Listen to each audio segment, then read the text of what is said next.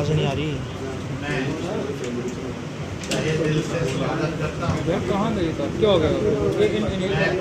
बोलो नहीं। उसके बाद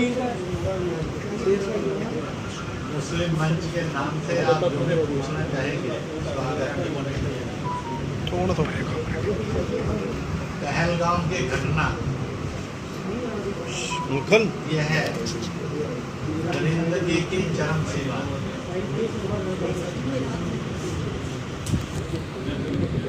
सारे देश में और दुनिया में रोष है। भैया कुत्ते पीछे करा मैं ना, ये देख हाथ मेरे कुत्ते दिन। भारत ने भी कई मजबूत कदम उठाए हैं। जनता ने भी खूब ताकत के साथ इसकी निंदा करते हुए आतंकवाद और आतंकी को, पाकिस्तान और पाकिस्तानी को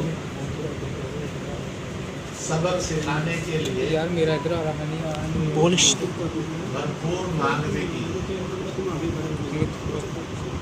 मैं एक नई मांग कही या पुरानी है,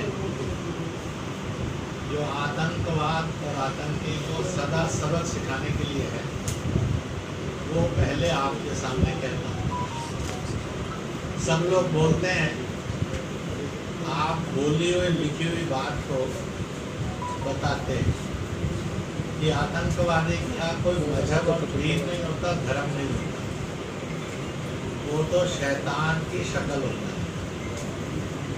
फिर प्रश्न 35-40 साल से चला आ रहा है, तो उसके लिए नमाज अदा क्यों होती है? जैसे नमाज अदा होती है तो इस डिक्लेरेशन की धज्जियाँ उड़ जाती हैं, क्योंकि नमाज अदा होते ही तय हो जाता है कि इसका मजहब है, मजहब लस नहीं है। तो मजहब नमाज नहीं होनी चाहिए। दूसरा, उसके जनाजे में लोग जाते हैं, तो जनाजे में जाना तय कर देता है कि उसका मजहब है, उसके साथ उसका मजहब है। बड़ा पीछे मेरा।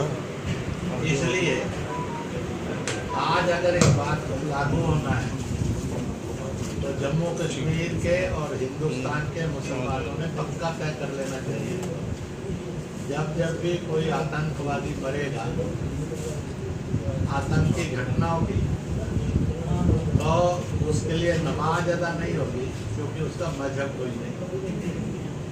उसके जनाजे में नहीं जाएंगे, क्योंकि उसका मजहब नहीं है। उसको जगह नहीं मिलेगी, क्योंकि उसका मजहब नहीं। बल्कि ऐसे शैतान के द्वारा जिन निर्दोषों को मारा गया, तो अगर प्रेयर करनी होगी तो उनके मजहब के अनुसार करनी होगी, क्योंकि मारे जाने वाले का तो धर्म है, उसका कोई धर्म नहीं ऐसा नहीं कहा जाता, उसका तो धर्म है। और जब वो इंसान है और निर्दोष है, तो उसके जनाजे में भी जाना चाहिए और उसको उसकी क्रिया के अनुसार अंतिम संस्कार भी करना चाहिए। मुझे लगता है कि ये कदम अगर 25-30 साल पहले उठ जाता, तो जम्मू कश्मीर के और देश के ये दुर्भाग्यपूर्ण दिन आगे नहीं बढ़ते। परंतु आज मैं आप सबसे ये प्रार्थना करूंगा, इस बात को पूरी ताकत से जन जन में पहुंचाएं। जब हमने ये स्वीकार कर लिया है कि वो विदाउट एनी रिलीजन है, तो फिर वैसा आचरण भी होना चाहिए। डबल स्टैंडर्ड नहीं करते, उससे आतंकवाद डील नहीं होता है, आतंकवाद सिर चढ़कर बोलने लगता है।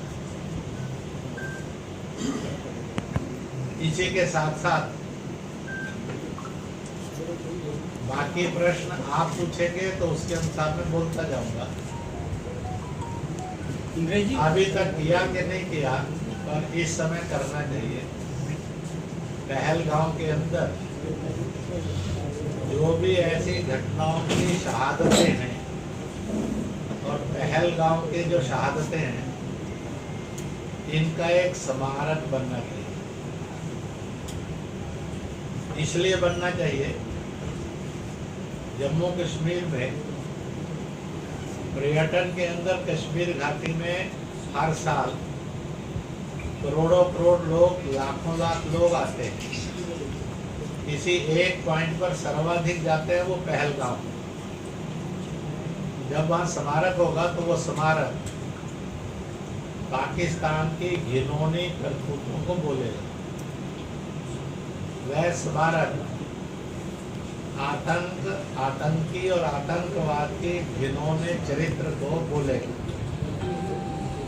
छोटे बच्चे को और बड़े बुजुर्ग को, किसी भी जाति दल मजहब का होगा, उसमें नेशन फर्स्ट नेशन लास्ट आएगा कि इन्होंने नेशन के लिए और धर्म के लिए बलिदान दिया है। उनके प्रति श्रद्धा भी जागेगी और लाखों लोग हर साल पहलगाम से पैट्रियोटाइज होते जाएंगे। यह एक बड़ा चीज बनेगी जो आने वाले कल के अंदर अनेक प्रश्नों का उत्तर देने में सक्षम बनेगी।